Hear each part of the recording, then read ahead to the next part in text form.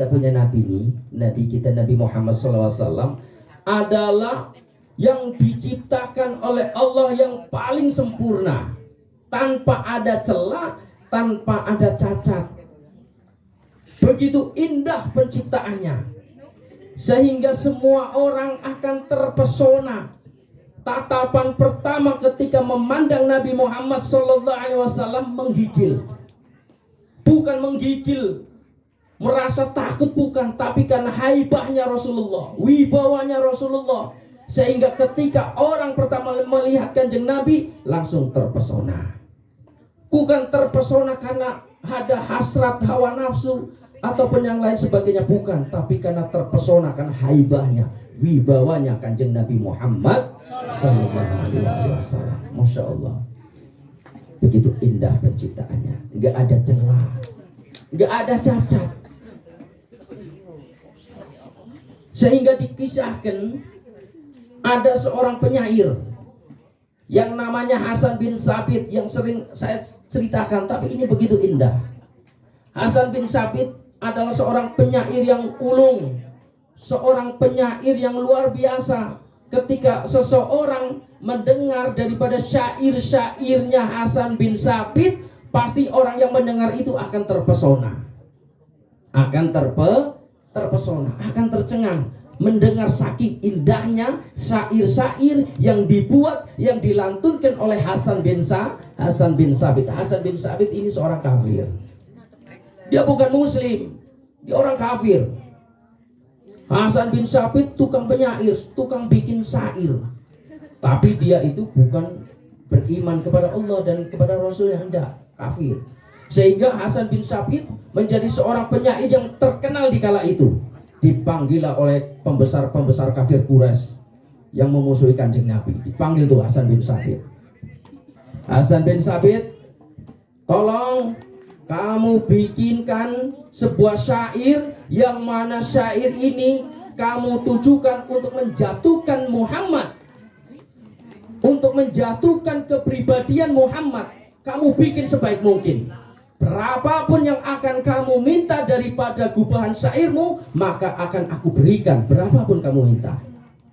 Kemudian kata Hasan bin Sabit, baik, aku akan bikin syair untuk Muhammad, tapi dengan syarat, saya tidak mau asal bikin. Saya harus menyeleksi, saya harus melihat, saya harus mengintip kehidupan Muhammad, sehingga nanti akan aku bikin syair untuk menjatuhkan. Pasti Muhammad ada keburukannya, karena manusia pasti nanti akan saya cari keburukan-keburukannya, kekurangan-kekurangannya. Kamu mau bayar berapa? Silahkan, kamu mau minta apa? Saya minta emas, saya minta bayar sekian. Oke, siap. Dikasihlah separuh daripada bayaran gubahan syair itu. Akhirnya setelah diberikan DP, Hasan bin Sabit keesokan harinya itu langsung mencari Muhammad. Mencari mana Muhammad? Oh, Muhammad itu biasanya jam sekian itu di Ka'bah. Dicari, dikuntit. Dicari, diikutin. Mana Muhammad? Oh, itu Muhammad. Dicari. Hari pertama dilihat dari ujung rambut sampai ujung kaki. Ternyata setelah dilihat dari menit ke menit, dari jam ke jam, sampai pagi, sampai sore, dilihatlah tidak ada celah sedikit pun. Hari pertama rambutnya begitu indah. Kalau ada orang yang indah daripada rambutnya kanjeng Nabi adalah rambut yang paling indah. Dilihatnya ini, rambutnya nggak ada celah, kata Hasan bin Sabit. Ditataplah matanya, kata Hasan bin Sabit, mata ini begitu indah, sehingga kalau ada seseorang yang memiliki mata yang indah, kanjeng Nabi Muhammad matanya yang paling indah. Matanya nggak ada celah, hidungnya pun nggak ada celah, semua nggak ada celah. Bentuk fisiknya dari ujung rambut sampai ujung kaki nggak ada celah, nggak ada kekurangan sedikit pun. Hari pertama. Dilihatlah hari yang kedua. Ini Muhammad nggak ada celah dalam bentuk fisiknya. Coba saya akan lihat sehariannya.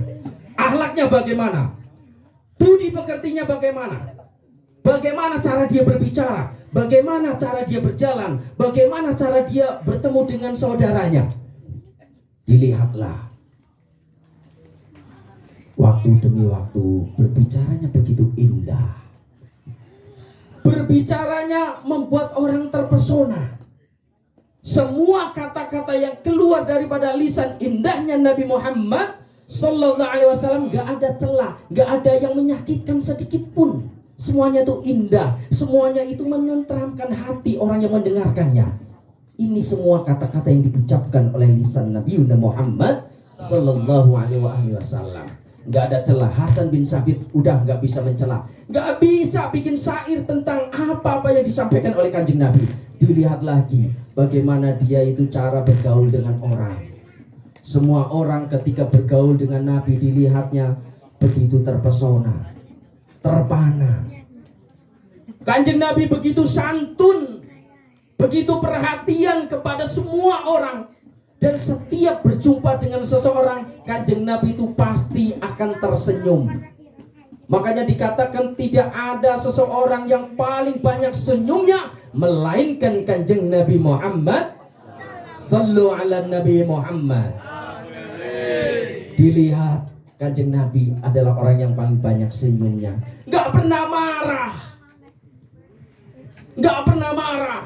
Selalu perhatian kepada semua orang yang ia jumpai, termasuk para musuh-musuhnya. Itulah Kanjeng Nabi.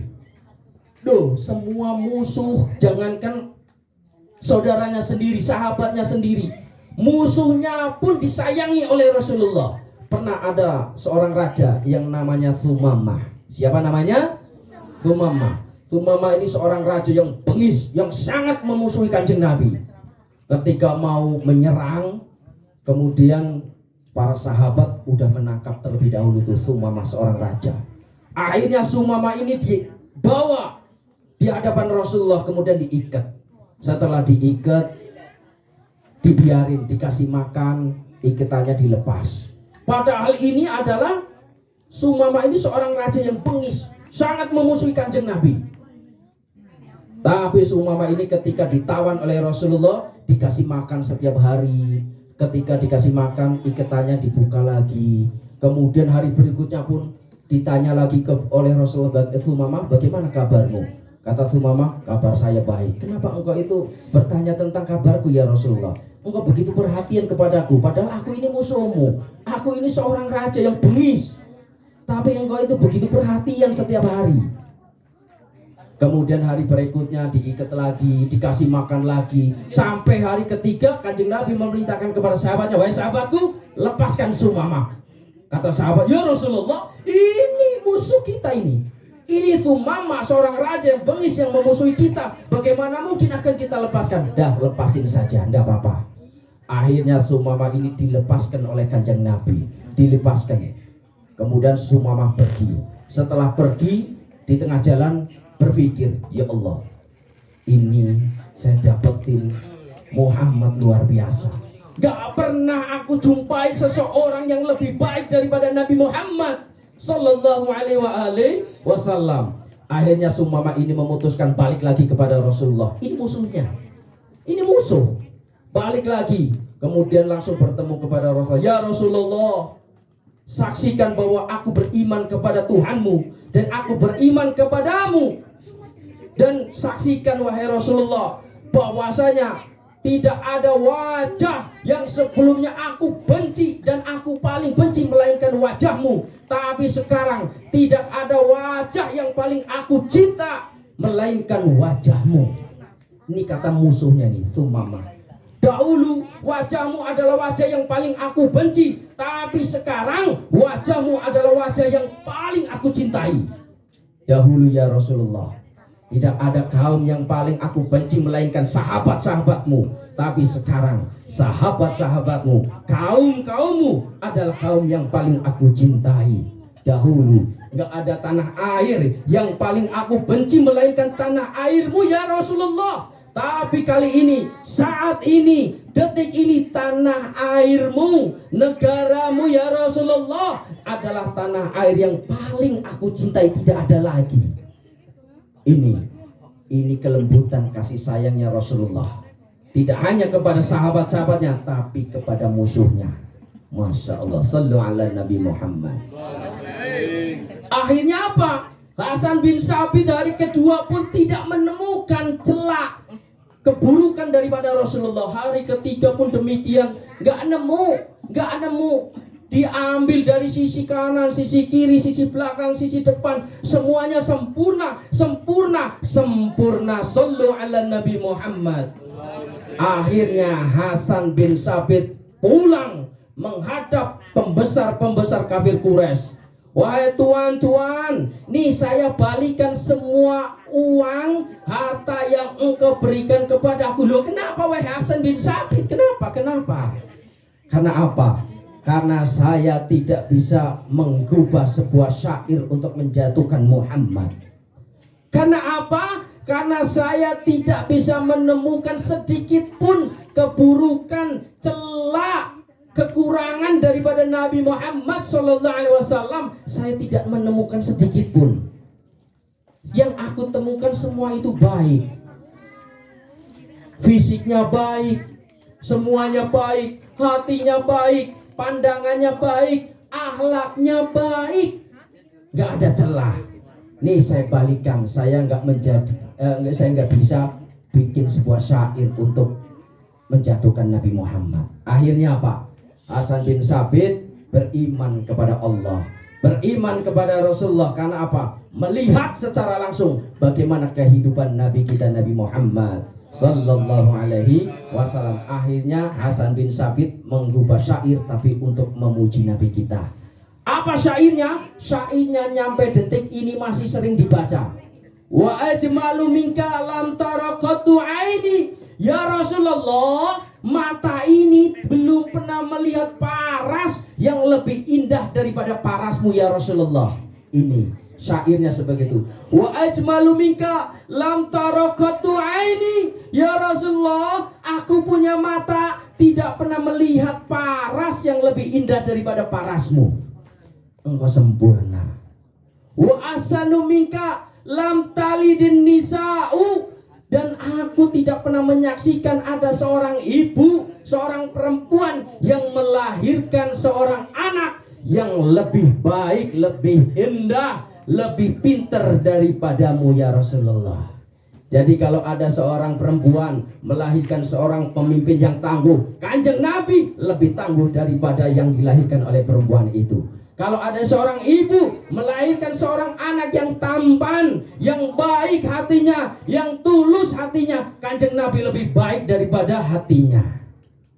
Karena apa? Gak ada seorang perempuan pun yang melahirkan yang lebih baik daripada Kanjeng Nabi Muhammad Sallallahu alaihi wasallam. Hulikta mubara'an min kulli aibin, kata Hasan bin Sabit.